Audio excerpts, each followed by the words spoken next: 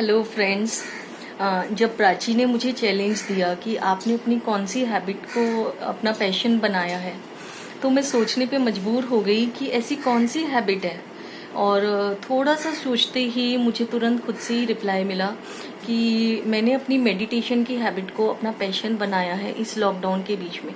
तो मैं बहुत इसके फ़ायदे तो बहुत हैं, पर बहुत शॉर्ट में मैं आपसे थोड़ा सा डिस्कस करूँगी जो जो फ़ायदा मुझे हुआ है। जैसे ही लॉकडाउन फर्स्ट स्टार्ट हुआ तो मैंने ब्रह्म मुहूर्त में उठना शुरू किया और सुबह का 1 से 1.5 घंटा मैं पॉजिटिव थिंकिंग, रीडिंग और मेडिटेशन को देने लग गई।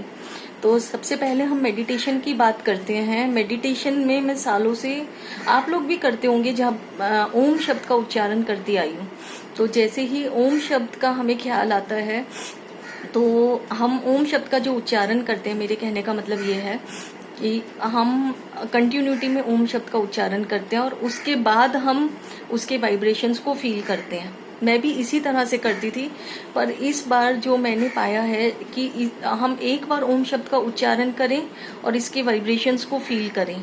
जैसे कि मैं आपको दोनों चीज़ करके दिखाती हूँ, जो हम गलत तरीके से करते हैं और जो हम सही तरीके से करेंगे। जैसे कि पहले मैं करती थी ओम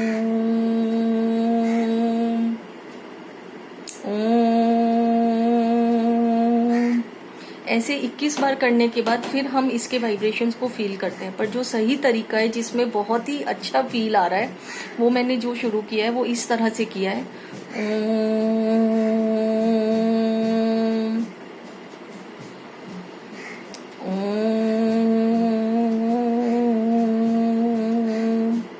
कि अगर हम बीच में पॉज लेते हैं और हम एक एक ओम शब्द के उच्चारण को फील करते हैं तो हम मेडिटेशन या पॉइंट ऑफ लाइट से बहुत जल्दी जुड़ सकते हैं। तो ये तो रही मेडिटेशन की बात। इसके अलावा मेडिटेशन के बाद मैं करती हूँ पॉजिटिव रीडिंग और पॉजिटिव थिंकिंग। तो उसके लिए मैंने बहुत से मोटिवेशनल स्पीकर्स को सुना भी है, उनकी बुक्स भी पढ़ी है। कुछ जो मोटिवेशनल स्पीकर्स हैं वो डॉक्टर स्नेह देसाई, दीपक चोपड़ा, लिटरेचर के बादशाह हम कह सकते हैं डॉक्टर शरद ठाकुर, जो एक गायनेकोलॉजिस्ट होने के बाद भी इतना अच्छा लिटरेचर देते हैं। उनके कई साहित्य हैं गुजराती में जो कि मैंने पढ़े हैं। दीपक चोपड़ा की लॉ ऑफ अट्रैक्शन और द सीक्रेट पढ़ने का आप लोगों को टाइम मिले तो मैं कहूँगी कि ज़रूर पढ़िएगा। बहुत अच्छी बुक्स हैं और बहुत कुछ सीखने को मिलता है। आज सुबह ही मैं हिमानी का हैप्पीनेस क्लब का एक वीडियो देख रही थी। उसमें मैंने एंगियर मैनेजमेंट के ऊपर कुछ टिप्स पाए हैं। तो उसमें से सिर्फ 3-4 पॉइंट्स बहुत शॉर्टली मैं आपसे डिस्कस करूँगी। हम ज़्यादातर, हम में से सारी हाउसवाइफ्स हैं, कुछ लेडीज़ बाहर वर्क करने भी जाती हैं, तो हमें आजकल गुस्सा बहुत आता है। तो हम हमारा एंगर मैनेजमेंट कैसे करेंगे? तो पॉइंट नंबर 1 ये है कि जब भी आपको गुस्सा आता है, आप उस परिस्थिति से थोड़ा सा अलग हटिए। 2 मिनट के लिए इनहेल करिए और एक्सेल करिए। अब इनहेल करते हुए आपने ये सोचना है कि आपके अंदर ब्लू प्योर एयर जा रही है। ब्लू प्योर एयर जो आपके अंदर जा रही है वो आपकी पॉजिटिव एनर्जी है, और रेड एयर जो आप एक्सेल कर रहे हो वो आपका गुस्सा है, वो नेगेटिव एनर्जी आपने बाहर एक्सेल कर दी। आपका मन 5 मिनट में शांत हो जाएगा। जो इसकी दूसरी चीज़ है वो ये है कि गुस्सा जो है एक बहुत ही पावरफुल एनर्जी है। ये एनर्जी तो है पर एक नेगेटिव एनर्जी है।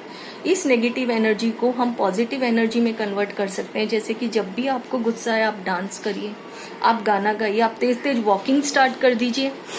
आपके घर में अगर स्टेयर्स है तो आप ऊपर नीचे चढ़ना शुरू कर दीजिए। तो इससे आप फिट भी हो जाओगे, आपका गुस्सा भी पॉजिटिवली कन्वर्ट हो गया। तीसरी चीज़ ये है कि जब भी आपको गुस्सा आए तो आप ये सोचिए कि आपने एक दिन गुस्सा करना ही नहीं है। आपने एक दिन का फास्ट ले लिया, आपने गुस्सा नहीं करना। और जब आप गुस्सा करना छोड़ दोगे ना, एक दिन आपका गुस्सा करना छूटेगा, तो धीरे धीरे ये आपकी लाइफस्टाइल में आ जाएगा। तो दोस्तों, मैंने तो इस चीज़ को अपनी हॉबी बना लिया है और मैं देख रही हूँ ये हॉबी से मेरी हैबिट बनती जा रही है। पर अच्छी आदतें हमेशा बहुत अच्छी ही होती हैं। तो आप लोग बताइए कि आपने किस चीज़ को, अपनी कौन सी हॉबी को इन दिनों में डेवलप किया है, आपका पैशन क्या है, आप लोग भी डिस्कस करिए। Okay friends, bye.